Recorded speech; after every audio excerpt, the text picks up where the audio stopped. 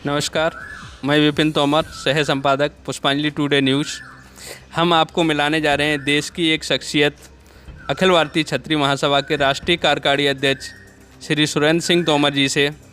हम उनसे जानेंगे संगठन उनका पूरे मध्य भारत में, पूरे देश में किस प्रकार से कार्य कर रहा है, और हम उनसे जानेंगे कि सरकार की गतिविधियाँ उनके बारे में, और हम उनसे जानेंगे इस देश के लिए उनका क्या संदेश है।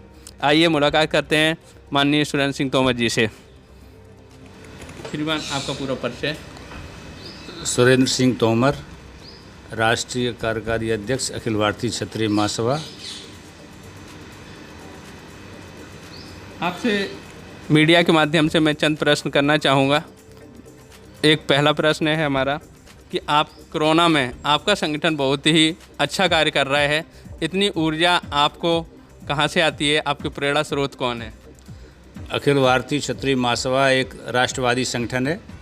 इसकी शाखाएं जिले से लेकर तहसील स्तर तक पूरे हिंदुस्तान में फैली हुई हैं, और हम लोग सामाजिक तौर पर इतने सब लोग मजबूत हैं, सारे संगठन के पूरे लोग, कि जब कभी भी कोई भी देश पे कोई आपत्ति आए, कोई विपत्ति आए, तो सभी लोग मिलकर बड़ी ऊर्जा के साथ सब लोग काम करते हैं। हमारे सामने जो कोरोना वाला संकट है, इससे पूर्व में भी संकट आए हैं, हम लोगों ने मुकाबला किया है। इस वाले संकट में भी हम लोग तहसील स्तर से लेके और गांव स्तर तक सब लोगों ने मास्क बांटने का, भोजन कराने का, सब लोगों ने काम किया। ऊर्जा हम लोगों के साथ ईमानदार और मेहनती लोग हैं, सामान्य मध्यम वर्ग परिवार के लोग हैं। हम लोग कभी भी किसी के आगे हाथ फैलाने नहीं जाते।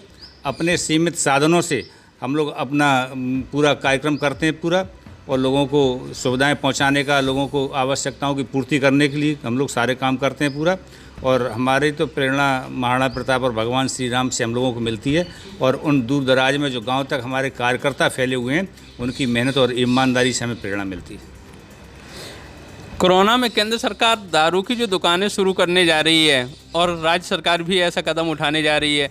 हमारा संगठन लगातार मैं देख रहा हूँ गतिविधियाँ नशा मुक्ति के प्रति चलाता है, तो आप इसको किस प्रकार से लेते हैं? ये बात तो मेरी भी समझ में नहीं आई।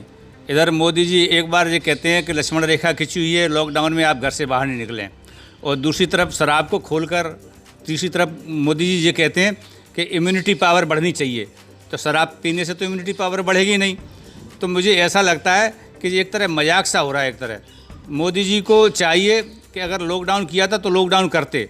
अगर शराब के अगर ठेके खोले गए हैं, तो मैं जानता हूं कि हिंदुस्तान माफियाओं के गिरफ्त में है, और माफियाओं के गिरफ्त में होने की वजह से जो माफिया लोग चाहते हैं वो सरकार से अपना निर्णय करा लेते हैं।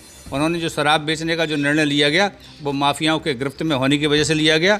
और दूर दराज में जो लंबी लंबी लाइनें देखने को मिलती हैं, मेरे को लगता है कि आवश्यकताएँ जिन लोगों को पहुँचनी चाहिए उन लोगों को तो पहुँची नहीं है, और जिन लोगों को वास्तव में जिनके पास आवश्यकताएँ पहुँची हैं इस समय, और देखने में आ रहा है कि लोग बाग अपने उसका दुरुपयोग ज़्यादा कर रहे हैं। लोग बाग एक एक के घर में तो सामान पहुंचा नहीं है, दूसरे कुछ लोगों के यहाँ पहुंचा है, लेकिन जब दारुओं की दुकान पे जब लंबी लाइनें देखते हैं, तो फिर ऐसा लगता है कि ये हिंदुस्तान किस ओर जा रहा है। ये भारत देश ऋषि मुनियों का देश है, जो आध्यात्मिक देश है, और जब शराब की दुकानों को लाइन लगती है, और जब विदेशों में जो शराब की लाइन की दुकानें जब दिखाई जाएंगी, तो इस हिंदुस्तान की छवि खराब होगी। जो विवेकानंद और स्वामी दयानंद का जो देश है, महात्मा गांधी का देश है, उसकी धज्जियाँ उड़ाई जा रही हैं। कोरोना में जो लंबी लाइनें दारू की दुकानों पे लगीं, आज दारू 700, 800 और 1000 रुपये की सरकारी दारू मिलती है, अंग्रेजी दारू। उसे लेने वाले क्या झोपड़पट्टी में रह कर के गरीबी का मजाक नहीं उड़ा रहे हैं? क्या उनकी ये सुविधाएं बंद कर देनी चाहिए गवर्नमेंट को?